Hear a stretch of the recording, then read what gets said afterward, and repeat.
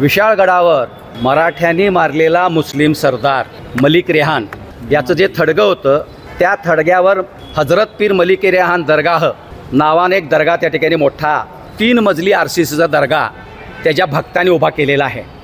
तो दर्गाच मुळात बेकायदेशीर आहे।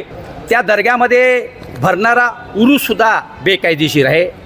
गेल्या वर्षी हिंदू एकता आंदोलनानं मागणी केली होती की त्या उरसावर बंदी घाला आणि त्या मागणीची दखल घेऊन कोल्हापूर जिल्हा प्रशासनानं त्या उरसावर बंदी घातली होती। नितेजी राणेही बोलले होते, परंतु यंदाच्या वर्षी आम्हाला माहिती मिळाली की पुन्हा हे मलिके रेहानचे भक्त हा उरूस भरवायच्या नादात आहेत।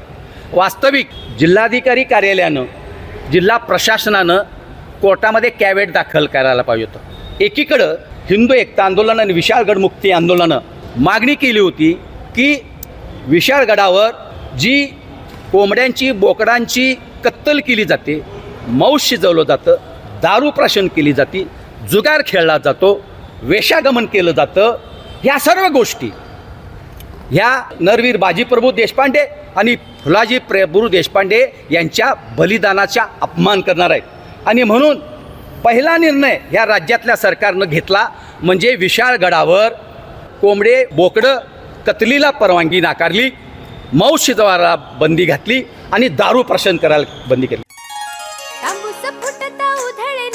भूपाळी रामपारी दिशादाही उजळल्या आल गोकुळ आपुल्या दारी निर्भेळ आणि सकस चवीच गोकुळ लई भारी। गोकुळची दर्जेदार दुग्ध उत्पादने गोकुळ अस्सल चव कोल्हापूरची। चव आहे कोल्हापुरी गोकुळ लई भारी।